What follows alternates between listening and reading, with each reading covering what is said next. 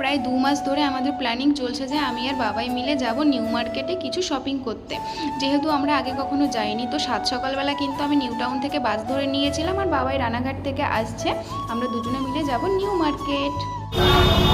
বাবাই কত টাইম ধরে দাঁড়িয়ে আছো? বলো বলো। 1.5 ঘন্টা। 1.5 ঘন্টা? দেখে এখন এখান থেকে ধর্মতলার বাস ধরবো। ওই বাবাই, ওই দেখো স্প্ল্যানেড, ওই দেখো ওই দেখো, ওই লেখা আছে, ওই দেখো 260, দেখেছো স্প্ল্যানেড লেখা আছে। চলো। বিধাননগর থেকে কিন্তু আমরা বাস ধরে নিয়েছিলাম আর বাসে উঠেই তো বাবাইকে বলছিলাম যে তোর পকেট আজকে পুরো শেষ করে ছাড়বো, তোর পকেটে একটা টাকাও থাকবে না। ও বেচারা তো মিচকি মিচকি হাসছিল আর ভাবছিল যে সত্যি যা হাবাতারে নিয়ে যাচ্ছি, আমি জানি না আমার জীবনটা আজকে পুরো জ্বলায় সারবে। সত্যি আমি জীবনটা আজকে পুরো জ্বলাইয়েই সারতাম, কিন্তু দেখলাম বেচারা ছাড়তাও। শপিং করতে অনেক শপিং করবো, বাবাইয়ের পকেট পুরো খালি করে দেবো। বাইপাস নাম কি? খুশবু, অনেক সুন্দর নাম দেখি।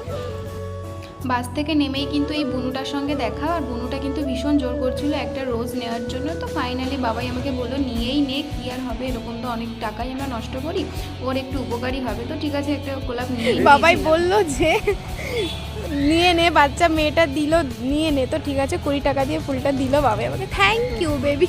কেন ভাই? তো ফাইনালি কিন্তু আমরা নিউ মার্কেটে পৌঁছে গিয়েছিলাম, আর গিয়েই দেখি যে ঠিকমতো এখনও দোকানগুলো খোলেনি। তার জন্য আমি আর বাবাই কিন্তু একটু বাজারের ভিতর দিয়ে ঘুরে ঘুরে দেখছিলাম, যেহেতু আমরা ফার্স্ট টাইম গিয়েছিলাম।